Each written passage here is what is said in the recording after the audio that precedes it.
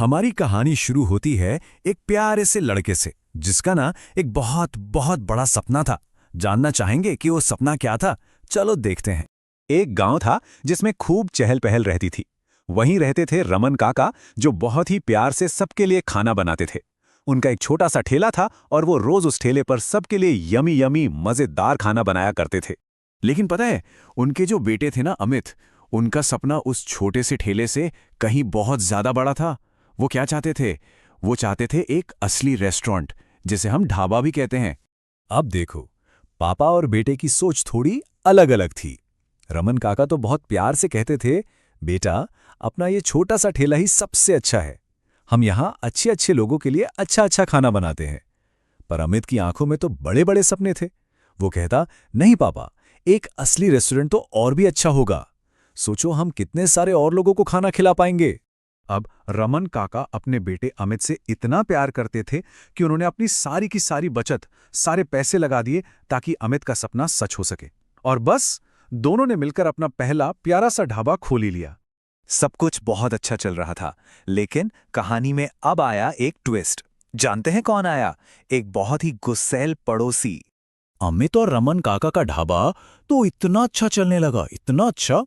लेकिन पास में ही ना एक और रेस्टोरेंट था। उसके मालिक थे सेठ हीरा सिंह, और उन्हें ये सब देखकर बिल्कुल भी अच्छा नहीं लग रहा था। वो गुस्से में अपने मन में ही बड़बड़ाने लगे, अरे इस नए ढाबे की वजह से तो मेरे रेस्टोरेंट में कोई आता ही नहीं है। मुझे कुछ तो करना ही पड़ेगा। और फिर जानते हो क्या हुआ? एक दिन वो गुस्सैल सेठ गुस्से से पैर पटकता हुआ सीधे ढाबे पर आ पहुंचा और उसने बेचारे रमन काका को बहुत डराया। उसने धमकी देते हुए कहा, सुनो, इस ढाबे को अभी इसी वक्त बंद कर दो, वरना मैं ये पक्का कर दूंगा कि तुम्हारे बेटे को चोट पहुंचे। ओह, अब बेचारे रमन काका के सामने एक बहुत ही मुश्किल फैसला लेने का समय आ गया था। रमन काका तो ये सुनकर बहुत ज्यादा डर गए। उन्हें अपना ढाबा बहुत बहुत प्यारा था, लेकिन अपने बेटे अमित से तो वो दुनिया में सबसे ज्यादा प्यार करते थे। उन्हें पता था कि उन्हें अमित की रक्षा करनी ही होगी। तो बहुत दुखी मन से उन्होंने अमित से कहा कि अब हमें यह ढाबा बंद करना होगा। ये सुनकर अमित का तो दिल ही टूट गया। उसे तो उस धमकी के बारे में कुछ भी नहीं पता था। उसे बस यही लगा कि शायद पापा को अब उसके सपने पर यकीन नहीं रहा। लेकिन क्या अमित ने हार मान ली? नहीं। और यहीं से शुरू होता है हमारी कहानी का सबसे मजेदार हिस्सा, जंगल में ढाबे का सफर। अमित बिल्कुल भी हार मानने वालों में से नहीं था। उसने ठान लिया कि वो अकेले ही एक नया ढाबा बनाएगा। और पता है कहाँ? एक ऐसी जगह जिसके बारे में कोई सोच भी नहीं सकता था, जंगल के बिल्कुल किनारे। और देखो, उसने नया ढाबा कैसे बनाया। सबसे पहले तो उसने सड़क के पास एक बहुत ही अच्छी और थोड़ी छुपी हुई सी जगह खोजी। फिर वहां एक बड़ा सा और आरामदायक टेंट लगा दिया। फिर उसने रामू नाम का एक नया हंसमुख कुक ढूंढा। और बस फिर क्या था, मजेदार खाना बनाना शुरू हो गया। और जानते हो, जंगल वाला ढाबा तो सुपरहिट हो गया। सड़क पर जो भी यात्री आते जाते थे, उन्हें जब इतना गरम और स्वादिष्ट खाना खाने को मिलता तो वो बहुत खुश हो जाते थे। अब कहानी अपने आखिरी पड़ाव पर है। अब हम देखेंगे कि कैसे दोस्तों ने मिलकर सब कुछ ठीक कर दिया।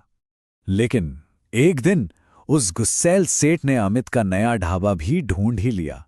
और इस बार, अरे बाप रे, वो तो पहले से भी कहीं ज्यादा गुस्से में था। सेठ जोर जोर से चिल्लाने लगा, मैंने तुम्हें मना किया था ना, रुको, मैं अभी तुम्हारा ये टेंट फाड़कर फेंक देता हूं।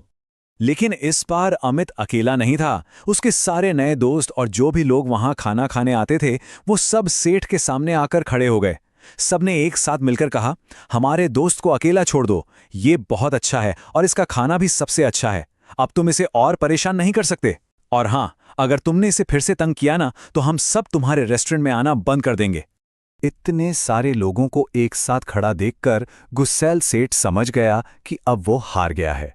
वो चुपचाप वहां से चला गया और उसने फिर कभी भी अमित को परेशान नहीं किया। और पता है, ये सब देखकर अमित के पापा को उस पर कितना गर्व हुआ।